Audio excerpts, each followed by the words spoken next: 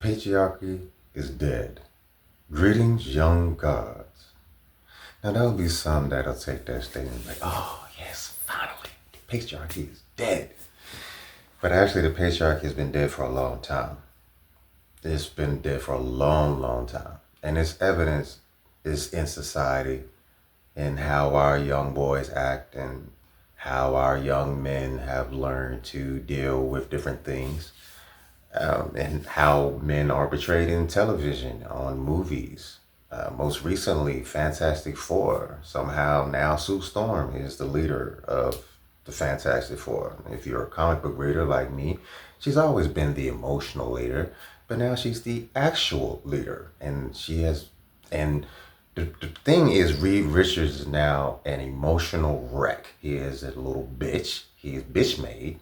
And that's never been Reed Richards' thing. He's always been a very strong person who just didn't know how to communicate his emotions. And so that's why Sue was such a strong emotional leader, because he didn't have access to his emotions.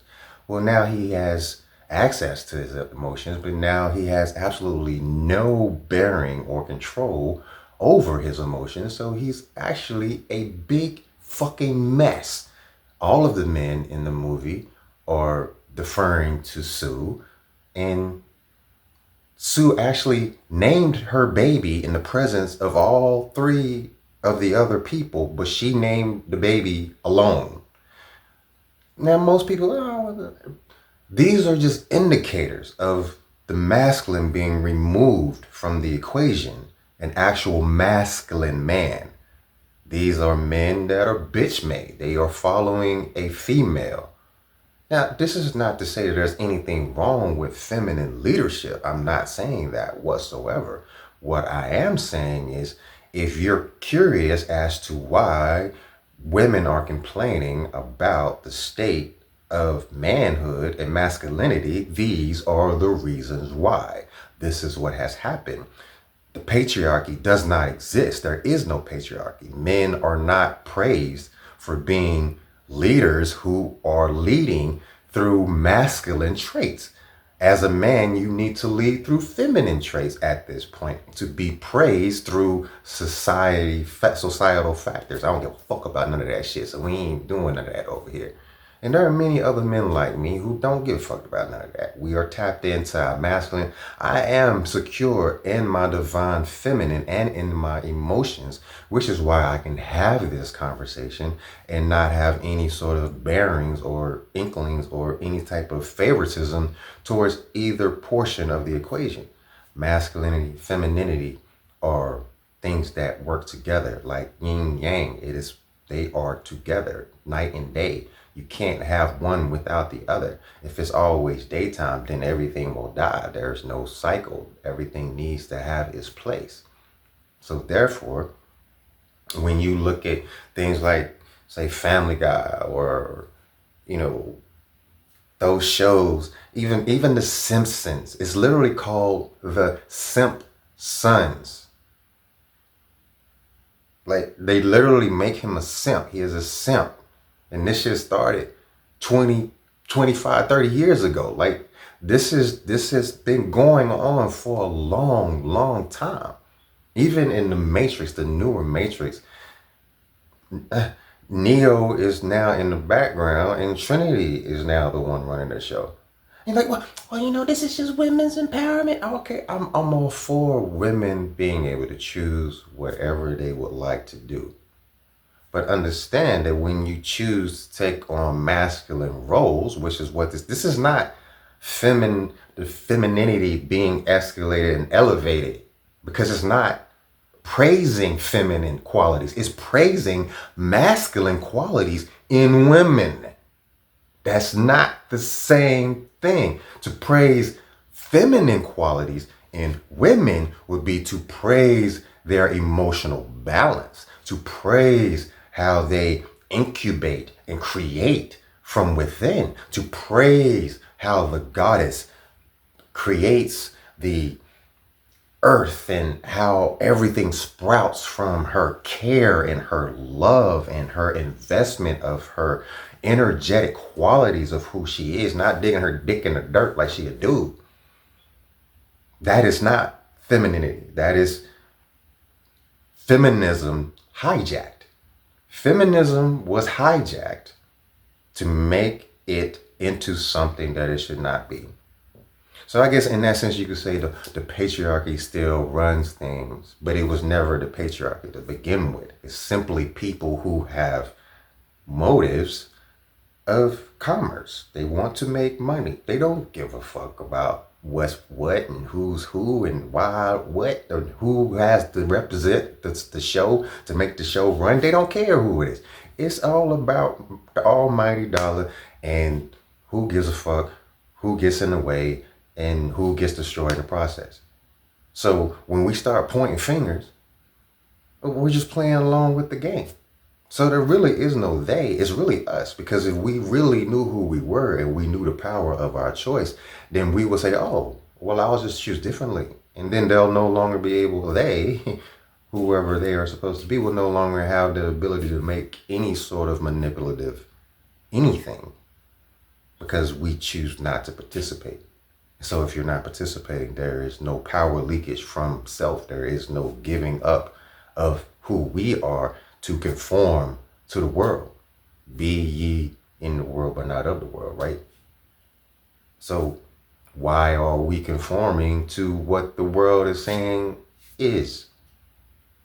We are the world. We are the world. We are they. We are the ones who make these determinations. So if we really want to see the feminine empowered, then let's brace actual femininity, not embracing the female gender to go be masculine. That's not it. That's just making more dudes, creating more of an imbalance. Because then guess what? Now you got men that act like women, men that are imbalanced in their masculinity and are more feminine. Because in nature, there will be an equilibrium. There will be an equilibrium. Nature balances itself out. If women are becoming more masculine, then their men are going to become more feminine. And that's just what it is. That's just what it's going to be. So if women want men to be more masculine, then we're going to need you to be more feminine. We're going to need you to be soft. We're going to need you to be able to receive, listen with both ears, talk less. Well, you just saying women can't be heard. Ain't nobody say no such shit. Because the fact of the matter is, I have 2 ears. I listen far more than I talk. That is me embracing the divine feminine within. To be able to hear and take things in and actually put them out to the world, I need to be able to listen. Same with the feminine. Same with the females. Same with those who call themselves queens and goddesses. How can you be a queen and you can't hear a king? How can you be a goddess and you can't hear your worshipers? Because if you can't hear from above, you're most certainly not hearing from below. If you can't hear from the masculine, and yes, I did say above, and I don't mean in an order of, oh, he is above me and he has all root. No. Above, like the roof above your head. It protects you. It covers you. That's what above means. Not that do you worship the roof over your head? Then you got it all fucked up. That's not what we're getting at. Covering, shelter, provisions. This is what the masculine performs. Now see, I honestly had an issue with that. Not in the sense that I can't provide, but in the sense that, oh, well, why am I looked at as just as a... No, that's not it. I am not just a provider, but it is a part of my nature as a man. So that being my nature, to fight against it, well, now I'm going to become something that I'm not. And I'm losing my power, leaking power, giving away my power because of all of the confusion going on about what is masculine, what is not. You know, there's no such thing as toxic masculinity.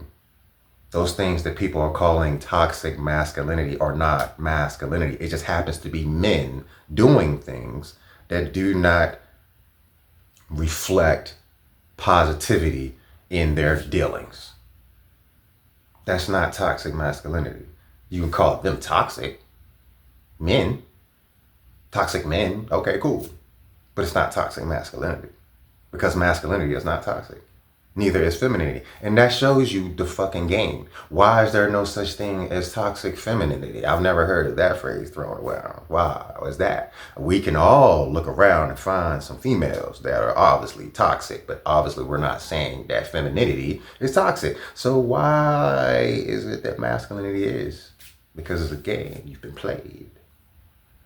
You've been played. And men are now supposed to be groveling at your feet and performing whatever it is that you choose that they do for you.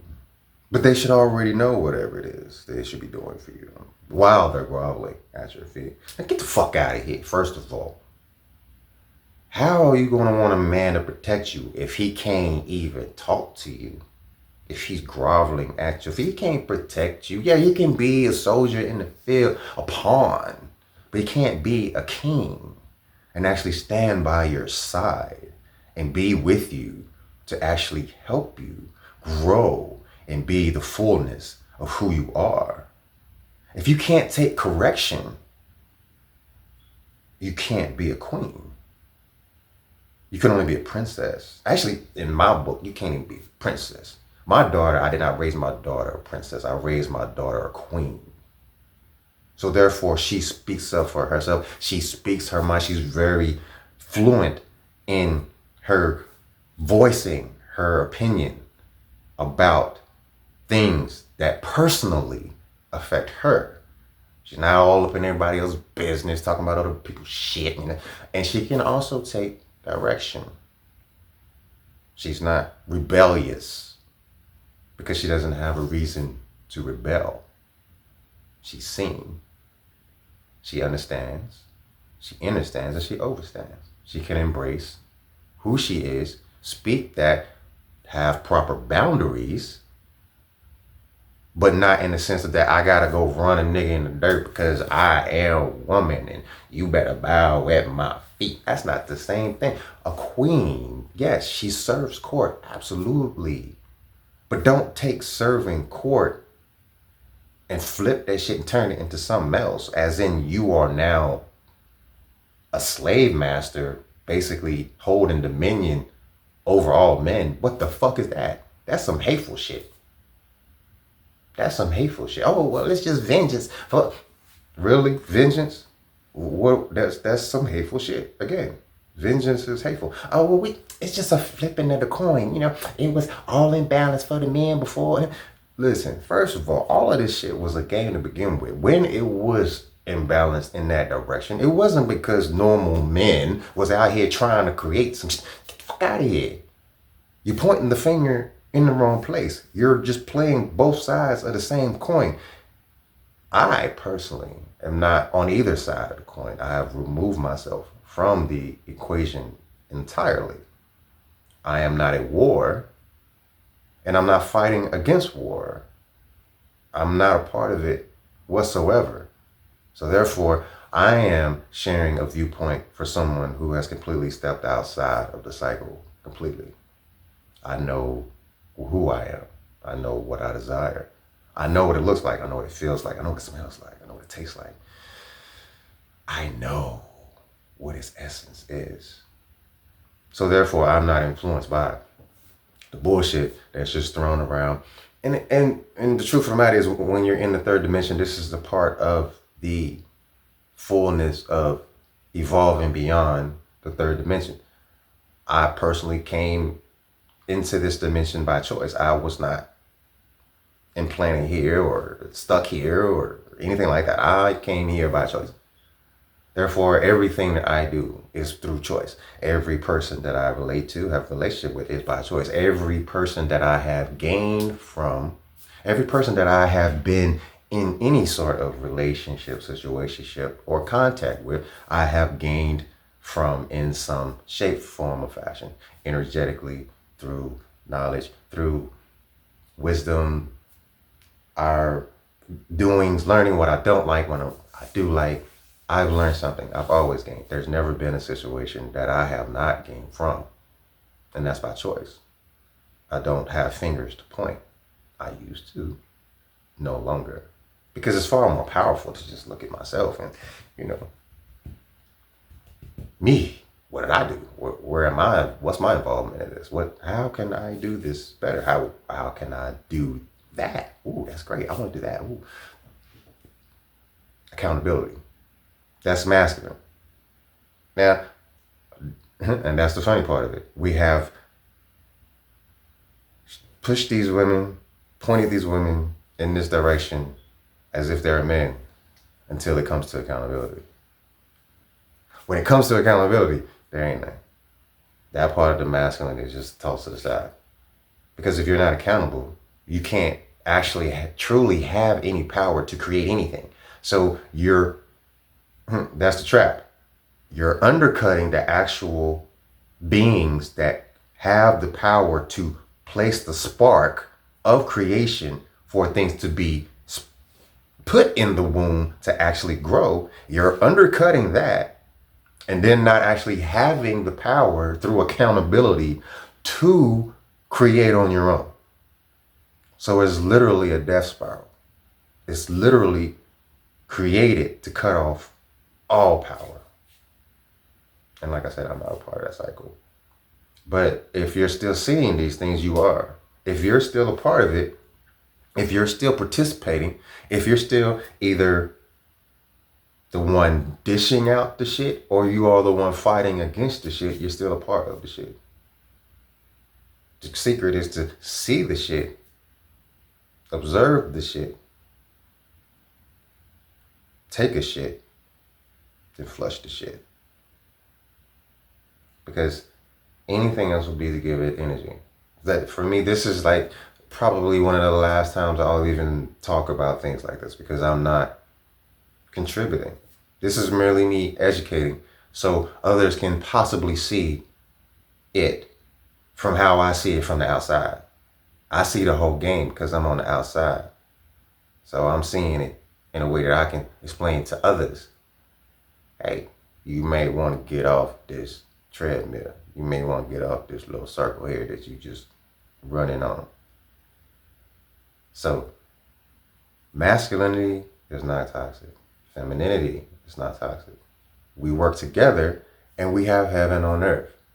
When we fight, we have hell on earth. So I would assume the best thing to do would be for men to find comfort in their femininity while fully embracing and living in their masculinity.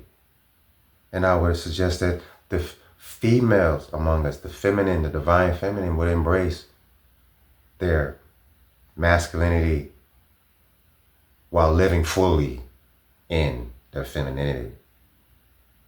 And then we'll all be whole. So when we come together in relationship, we can create something new instead of bouncing off each other or saying, oh, well, they make me whole. No, I'm already whole. I am whole. You are whole. And we come together and create a whole new thing. So family, let's not get played by the game no more. Let's let all that go. Let's realize that we need each other. And we need each other whole. And we need to help each other heal instead of trying to beat each other down, talking about what this one is not and this one is not, and accept what we are. So we can empower each other where we are so we can be more and consistently be more and lift each other up instead of kicking out the legs of the chair so we fall over. It's not a competition. There is no competition. Yes, we have fun.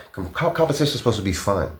Competition is supposed to be sports, games. That's competition, not in life. There should not be a competition in life. Competition is a game, period. Not even myself. I don't compete against myself because then I'm putting against my former self for where it was. Oh, I beat you. I beat you. No. You elevated me. to be more than I was. Thank you for the accomplishments that you achieved when you were in that moment, in that place. I am not competing against that. I am using that as a stepping stone to become more. See, we kind of confuse competition in it because that kind of sounds like competition, right? But it's not. That's not competition. That may be a fire that competitors use when they're in a competition to win, but that is not competition. That's motivation. So we use other people's accomplishments as motivation, yes, because that is positive and that is giving them credit for the greatness that they have achieved. It's not, oh, I'm better than you, so I'm gonna go beat you. No. We're all cheering each other on. Okay, I broke this record. Now I want someone else to break the record. Who else is going to achieve greatness? I had my turn. Now it's your turn to achieve greatness. That's how we build a great society. That's how we build power. That's how we all come into heaven on earth and have all of the abundance and riches that this universe has for us. When we use each other's greatness for motivation and let all the competition go. Because that competition can be easily used to manipulate us, or it's just consistently done. Oh, well, men's better than women. Women are better than men. Black women are better than white women. Well, Africans are better than Asians. And, well, black, this, that, and the other. And it's always a competition, a comparison. The whole comparison thing. Like we are raised to think that comparison is normal. Do you see animals doing that shit? Animals don't compare. Oh, well, we're higher based beings than animals. Exactly. We are higher. We have a higher intelligence. Which means what the fuck are we doing comparing? Comparison is lower, not higher. So if you're stating that you are higher intelligence than the animals, then what the fuck you doing comparing yourself to anybody? No, you use other people's accomplishments as motivation because we all have the ability to be great. We can all be great in our own right. But first we have to figure out who we are and understand and overstand that we are capable and that we are aware and that we've always been worthy and that it's never been a competition. Because competition is what has you feeling doubt and has us second guessing ourselves and like, well, I can't do it like that. We're not supposed to do it like that one. We're supposed to do it like we do. And when we do it like we do, then we accomplish greatness. Like all of the great artists before us and all of the creators and all of what has been portrayed to us as greatness, we all have the ability to do something similar, something even better, something greater. But first, we gotta let go of the bullshit. Let go of the bullshit, family. We in a new earth, new time, new rules, new ways of doing things, new perspectives, new ways of seeing things, new ways of performing, not even performing, new ways of being. Because we're no longer performing. We're no longer competing. We are motivating one another by being the best version of ourselves that we can be. And through that motivation, we will heal the earth. Because it's already begun. And you see all this chaos, and you're like, oh, ain't no way, David, what are you talking about? Ain't no way, meaning, man, you just throwing some bullshit out here, man. You just, no. You have to have chaos in order to have true change. All the old shit got to go. A lot of structures have to be torn down. A lot of ways of being, a lot of ways of doing things will have to change. And so for that to happen, a lot of people's comfort will be destroyed. And when people's comfort is destroyed, they go into panic and they start pointing fingers and they start getting mad and they start blaming the people that's bringing the change as being evil and being all sorts of things, because how dare they change my comfort and my everyday ease. I mean, I know I said I didn't like the way things are, but no, I don't want to give up my comfort. Change it over there somewhere. And maybe I'll walk into it later when I'm comfortable. What? That's not how change works. If you really want change, then you must embrace the chaos. Because chaos is a huge part of change, especially when it's a dramatic change. When you are changing a system that has been a part of society for hundreds of years, it's going to cause a lot of societal stress. People are going to complain, but people were already complaining. People are going to get mad, but people were already mad. People are going to blame the people that are bringing change. These motherfuckers been complaining the whole time. They've been mad the whole time. Why are we worried about who's mad? Change gonna come. There's no stopping it. Change is here. And that's my cat. So I guess I'm getting off now. So family, for real. We in a new earth, we in a new place. We in fourth dimension and everything has changed. You know why? Because I wrote your gods. So let's get it.